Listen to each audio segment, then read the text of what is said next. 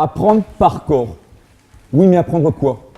Peut-être, et avant toute chose, apprendre à, d'abord, qui je suis, et peut-être pour certains, apprendre à accepter qui je suis, et peut-être intégrer aussi dans le qui je suis, le fait que pratiquer des activités physiques et sportives, ça me permet de me définir, ça me permet de vivre, ça me permet de partager des moments avec les autres, et surtout, ça m'accompagne, et ça me permet de grandir et de développer positivement. Donc, voilà un petit peu la dynamique de l'intervention. 4 temps pour essayer de répondre à la commande qui m'a été faite par Stéphane. Il m'a demandé de partir un petit peu des réflexions que j'ai eu l'occasion de développer en CP5 sur la notion de corps entraînant, de corps entraîné, pour aboutir sur finalement le groupe EPIC, comment vous vous positionnez du point de vue de cette question du rapport au corps. Donc voilà, mon intervention va être déjà dans un premier temps de montrer et d'insister sur le fait que le rapport au corps en EPS, c'est une corde sensible pour les adolescents. C'est une opportunité, c'est un enjeu essentiel pour l'éducation physique et sportive que d'arriver à faire en sorte qu'ils créent un rapport au corps positif, qu'on essaie de préciser un petit peu ce qu'on met derrière cette notion de rapport au corps. Dans un deuxième point, une construction qui ne va pas forcément de soi, et là j'aborderai un problème plutôt en relation avec nos références culturelles, la problématique liée notamment au modèle culturel en vigueur, le modèle sportif compétitif, donc de façon à ce que vous suiviez bien mon intervention, et voir un petit peu qu'à un moment donné, une des limites à ce modèle compétitif, c'est le fait que justement, on va avoir un déni, peut-être parfois, en fonction du regard normatif qu'on utilise, avoir un déni du processus d'entraînement de l'élève. Or, c'est une option que la CP5 a battue un petit peu en brèche en mettant au centre du regard normatif de l'enseignant. L'activité d'entraînement de l'élève devient première en CP5. Et donc là, c'est intéressant de voir à un moment donné en quoi cette CP5, elle change la donne, elle modifie un petit peu les expériences à vivre en EPS et comment elle re-questionne la façon dont on peut re-réfléchir une éducation physique et sportive, peut-être dans la perspective de faire évoluer ce qui était attendu et ce qu'on met dans les textes programmes.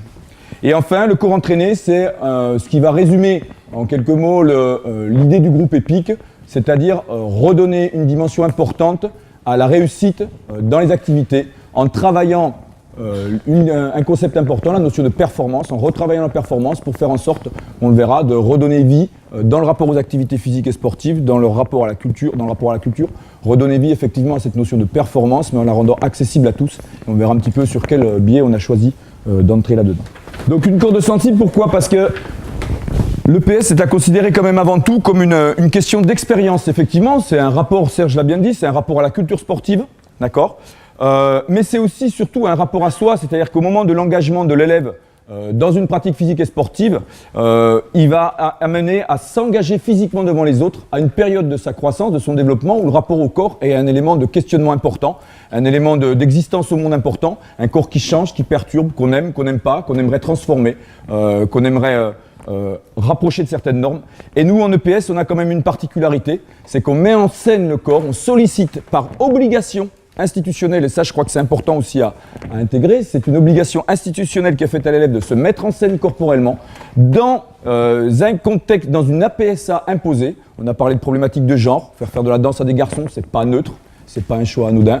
Faire du judo aux filles, c'est pas non plus quelque chose qui est complètement neutre du point de vue du rapport au corps que ça sous-entend. Et cette mise en scène de l'activité corporelle, elle va être soumise au regard d'autrui, et d'autrui qui ne sont pas forcément des collègues, ce n'est pas forcément des amis, ce n'est pas forcément des gens avec qui j'ai des choses à partager, et pourtant on me demande de mettre en scène corporellement face à d'autres personnes. Qui plus est, cette mise en scène, elle a souvent lieu dans un contexte compétitif, où mes résultats en tant qu'élève rentrent dans une certaine hiérarchisation, dans un rapport à une performance, dans un rapport à un barème. Et je ne peux réussir que si je bats l'adversaire. D'accord ? On a bien vu que les enjeux de l'entrée dans la culture, dans les sports, dans la CP4, dans les sports d'opposition, c'est de battre l'adversaire. D'accord ? Donc il y a celui qui gagne, il y a celui qui perd, on y reviendra tout à l'heure. Et que cet engagement corporel, surtout, il va être soumis à un regard normatif quand on pose une note, quand on renvoie un avis à un élève sur son engagement corporel, c'est un regard normatif qui est porté sur sa personne, sur son engagement. Et ça, c'est une dimension qui me paraît essentielle pour bien appréhender ce qui se joue en EPS dans ce rapport au corps. Et le rôle, surtout, le rôle que va avoir l'enseignant dans la transition entre le corps vivant et le corps vécu. Le rapport au corps, c'est une opportunité, pourquoi ? Parce que nos élèves sont soumis dans la société à des normes très fortes au regard, alors on attaque en haut sur l'image, des normes importantes en matière d'image corporelle, des normes qui sont véhiculées très tôt. J'ai pris des exemples assez parlants. Barbie Action Man, voilà, ça symbolise assez bien la corporéité, comment on perçoit le corps dans la société, quelles sont les normes importantes qui pèsent sur cette vision du corps dans la société. Et les différents travaux, que ce soit ceux de Claire Perrin ou des travaux sociologiques, nous montrent bien que s'il ne se passe rien dans la société pour prendre en charge cette construction du rapport à soi, du rapport à l'image corporelle, eh bien souvent c'est uniquement soumis aux conditions sociales des élèves, des individus, et certaines personnes vont pouvoir s'y construire de façon très positive, être en phase avec ces modèles-là. D'autres, au contraire, risquent de souffrir de cette comparaison à ces modèles, de cette prégnance forte des modèles sociaux, et vivre difficilement, douloureusement, parfois dramatiquement, la période de l'adolescence. Alors vous allez me dire, ouais d'accord, mais l'EPS là-dedans, qu'est-ce qu'elle peut avoir à jouer, qu'est-ce qu'elle peut apporter de particulier, en quoi est-ce qu'elle a un rôle à jouer dans la construction du rapport au corps? Je pense que l'EPS véhicule une toute autre approche de la corporéité, c'est-à-dire qu'on passe de l'apparence à la corporéité active, c'est-à-dire à l'engagement physique de l'élève. Et là on a un rôle essentiel socialement. C'est-à-dire qu'on a le rôle de démocratiser, à un moment donné, le fait que les activités physiques et sportives, c'est pas seulement pour ceux qui répondent au canon de la sportivité ou de l'image corporelle qui est véhiculée dans la société, mais ça peut être aussi pour tout à chacun, et ça doit être aussi pour tout à chacun. Il faut que tout élève, le rôle d'un enseignant EPS, c'est de faire en sorte que tout élève, et là je rejoins tout à fait Philippe, quel qu'il soit, quelles que soient ses conditions de départ, puisse à un moment donné se dire mais l'EPS c'est pour moi. Ah, mais les activités physiques et sportives, mais je peux y être en réussite. Pourtant, au début, j'y croyais pas trop. D'où cette idée qu'à un moment donné, le PS peut véhiculer un petit peu, on va dire, en compensation par rapport aux normes sociales, des processus de croyance en soi, de confiance en soi, qu'on partage complètement. Et que par rapport à ça, on va voir justement que cette construction du rapport au corps, l'évaluation va être à un moment donné un moment critique dans la construction de ce rapport au corps. Je passe très rapidement là-dessus parce que de toute façon, ça demande à être travaillé un peu, mais pour vous organiser, qu'est-ce qui structure, quand on parle de rapport au corps, qu'est-ce qui nous structure dans le groupe EPIC? C'est principalement un modèle qui s'appelle le modèle du concept de soi. C'est un modèle tiré de la psychologie. Fox et Corbin en 89. Vous le trouverez dans une revue française qui est le livre de Jean-Pierre Famoz et Florence Guérin sur la connaissance de soi. C'est extrêmement bien développé dedans, tout est expliqué. Et il montre justement que l'estime de soi, le bien-être, donc la construction d'un rapport au corps positif, ce qui, chez Claire Perrin, donne lieu à des attitudes d'engagement dans les activités, se construit à partir de différents mécanismes. L'apparence, d'accord, mais on a vu que là-dessus, pas grand-chose à intervenir. Pour le prof de PS, on n'a pas de forts moyens d'intervention à ce niveau-là. Mais surtout, la compétence sportive, la condition physique et la force physique sont des éléments sur lesquels on intervient, qu'on sollicite chez nos élèves et pour lesquels, à un moment donné, on va pouvoir les aider à se construire ou positivement ou négativement. Et l'enjeu derrière ça, vous comprenez bien que le moment de l'évaluation, c'est un moment important puisqu'on va contribuer ou pas à ce qui est une dynamique dans ce processus-là. Ce concept de soi, rapidement, quatre idées là-dessus pour voir l'enjeu qu'il représente. C'est un ensemble d'éléments qui permettent à quelqu'un de se définir. Donc quand on parle du rapport au corps, c'est l'image qu'on perçoit de soi et ce qu'on a construit. C'est des attitudes, c'est des croyances, ce sont des sentiments que les individus ont d'eux-mêmes. Le concept de soi, c'est un médiateur dans la réalisation de buts tels que l'adhésion aux activités physiques et sportives. Donc ça, c'est important. Si j'arrive à faire en sorte que mes élèves sortent de EPS avec un rapport au corps positif, avec un concept de soi positif, c'est un médiateur important qui va faire qu'à l'âge adulte, au-delà de l'obligation scolaire, ils vont basculer plus facilement dans la pratique volontaire et spontanée d'activités physiques et sportives. Je crois que socialement, c'est quand même notre rôle essentiel. Faire en sorte que les gens restent actifs durant leur vie, même si ce n'est pas des sportifs, même si ce ne sont pas des champions, d'accord, mais qui gardent un rapport à l'activité physique et sportive pour les bienfaits que ça apporte à la fois pour l'individu, et ne nous en masquons pas, si on est présent à l'éducation nationale, c'est aussi parce que socialement, des gens actifs sont des gens qui coûtent moins cher que des gens qui sont en situation précaire de santé et qui coûtent médicalement beaucoup à la société. Le concept de soi, ça c'est important, se forme à partir des expériences avec l'environnement. Philippe est venu dessus, il a bien dit, il faut qu'à un moment donné, il faut qu'ils se mobilisent, il faut qu'ils arrivent à se projeter en réussite dans ce contexte-là. Et dans la notion d'expérience, l'EPS, c'est une expérience corporelle pour les élèves. L'évaluation va être le moment où on va statuer sur ce concept de soi, sur l'engagement de l'élève, sur ce que vaut l'engagement de l'élève. Mais l'évaluation va également être le moment où sont, à un moment donné, mis à plat, mis à jour, présentés aux élèves les normes à partir desquelles la société va juger leur activité physique et sportive. Ça, c'est important. Et on va comprendre beaucoup, un petit peu, le questionnement au regard de la problématique que pose, plus exactement, le modèle sportif compétitif en matière de normes.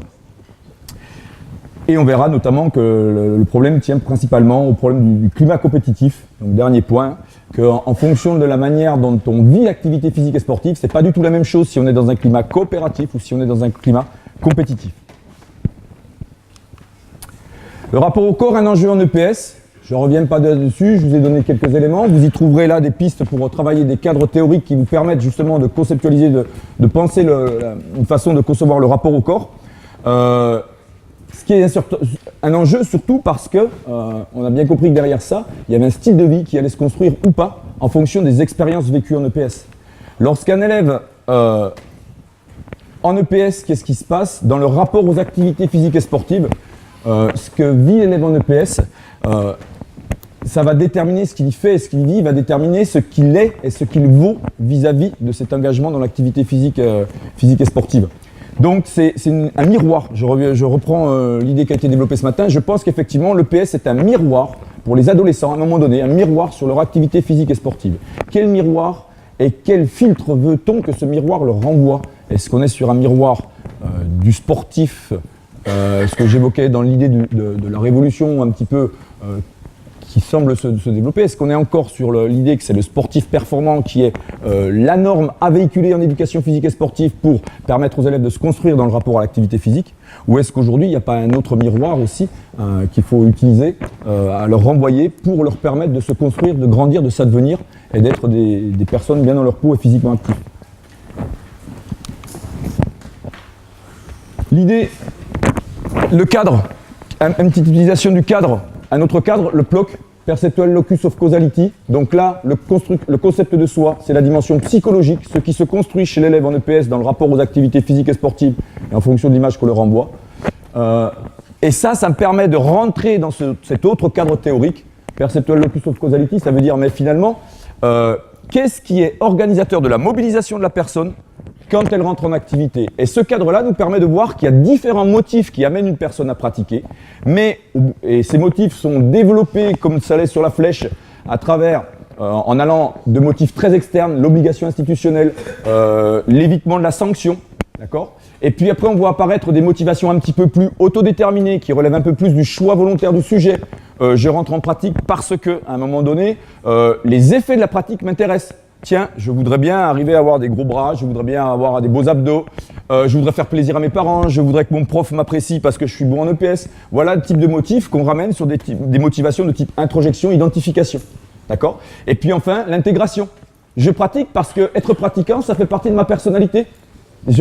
J'existe parce que je fais du karaté, du sport de combat, parce que je suis nageur et je suis reconnu comme ça. Et je m'épanouis parce que je réussis en compétition, parce que je m'éclate avec mes potes quand on va faire un footing à Vichy pour se changer les idées. Avec Max, on n'est absolument pas dans la compétition, mais voilà, c'est sympa. Voilà. Et puis il arrive le moment où l'activité en elle-même est source de plaisir, d'émotions positives, et c'est ça qu'on va rechercher. La drogue, l'activité physique comparée à une drogue, à l'accro. Voilà, donc un ensemble de motivations qui peuvent motiver les gens à participer.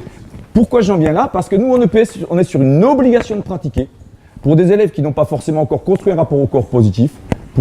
Mais par contre, si on arrive à leur faire vivre, ce que disait Philippe, des expériences de réussite, et qu'on arrive à les aider à se construire positivement dans le rapport aux activités physiques et sportives, les chercheurs ont montré que le type de motivation évoluait. Ils passaient d'une motivation très externe à une motivation très interne, dont l'avantage est principalement le fait qu'elle est porteuse de l'engagement de la personne dans les activités physiques et sportives quand ils n'y sont plus contraints. Je vous renvoie aux travaux de Claire Perrin, quand elle utilise notamment l'analyse qu'elle fait sur les attitudes des pratiquants et qu'elle qualifie les hédonistes. C'est des gens qui pratiquent l'activité physique et sportive et qui créent les conditions pour pouvoir pratiquer l'activité physique et sportive, même quand le milieu les en empêche.